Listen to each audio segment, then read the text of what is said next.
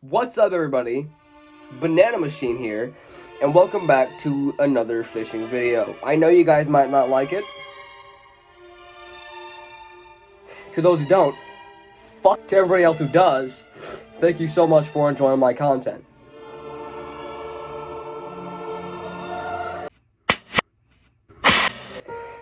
Anyways, let's get to the video. Today we're going to be talking about one of my favorite rigs to use.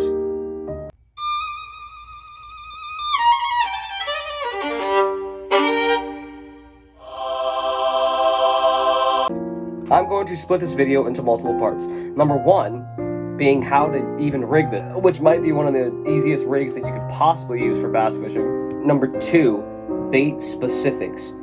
Now, we'll get to that in a minute, but it is very important to know what color works best, not only for certain water conditions, but also for certain fish. Third step, what type of gear you are going to need for this specific rig. And fourth and final step, how to use it.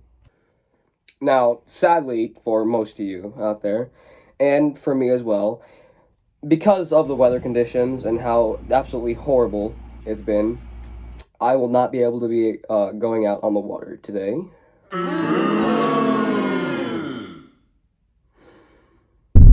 But we will save that for other bait tutorials, so stay tuned to see me try to catch stuff on the rigs that I will be showing in these videos. And because we are not able to hit any bodies of water like ponds, rivers, lakes, etc., we will be using the one thing that we can use. A bass. Alrighty, everybody. Step one, rigging. Now, if you're a first timer to bass fishing and Texas rigs in general, you might think, ooh, that's a little hard.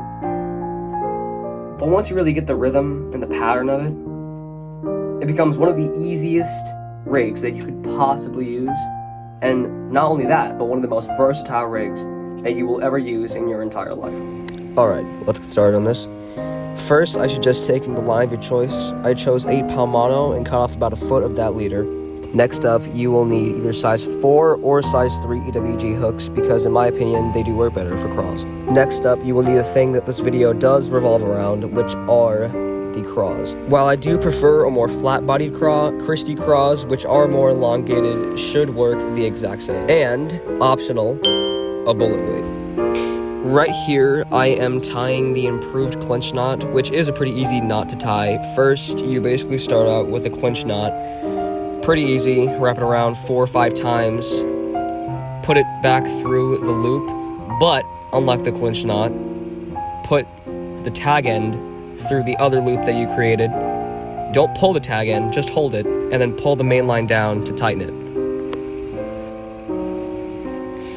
Next, I suggest when you hook the bait in the back end, I do suggest going in about 1/2 centimeter through, so you can see about where you should come out of the bait.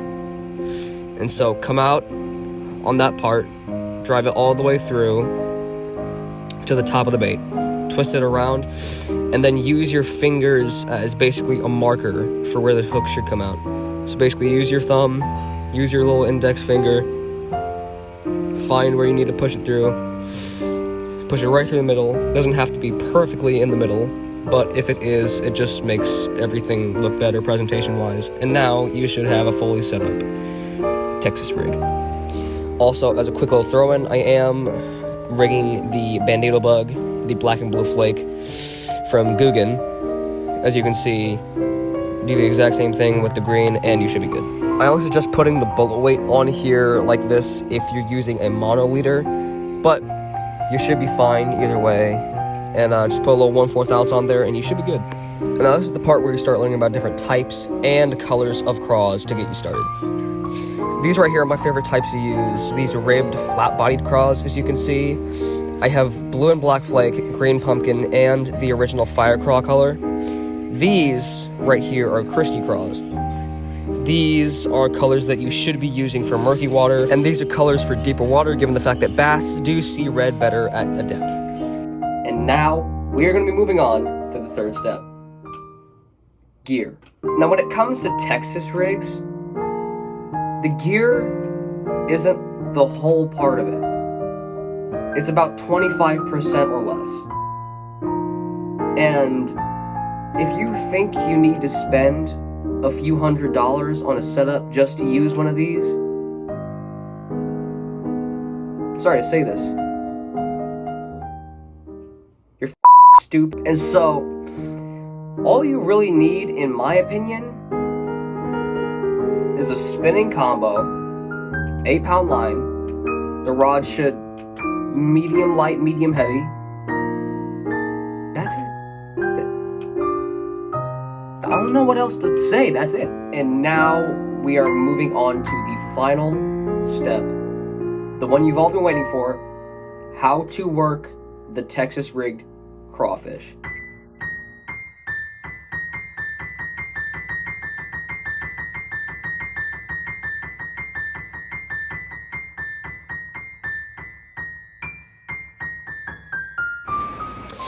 Alright, so I suggest weighted for if you are fishing a little bit deeper water, like 4 or 5 feet. Weightless, I do suggest you use when it comes to shallow water and near weed beds. It just makes it way easier to work it through the water column and stuff, and it definitely gets more bites.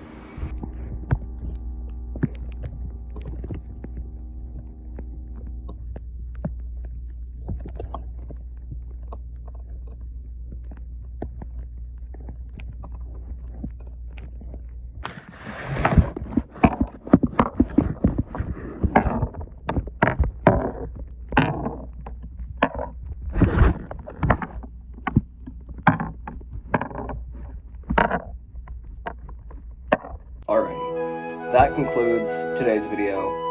Hope you guys enjoyed. One more quick little fact. Texas rigs, wow, you do have to set the hook a little bit more rough than if you're just using a jig head or any other type of hook. Don't set the hook like you're trying to give the goddamn fish its own pilot license, alright? You don't want the fish to fly out the water when you set the hook.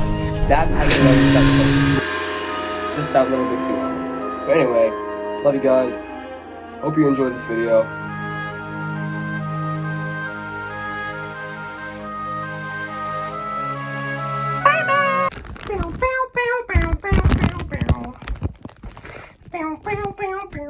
Yeah.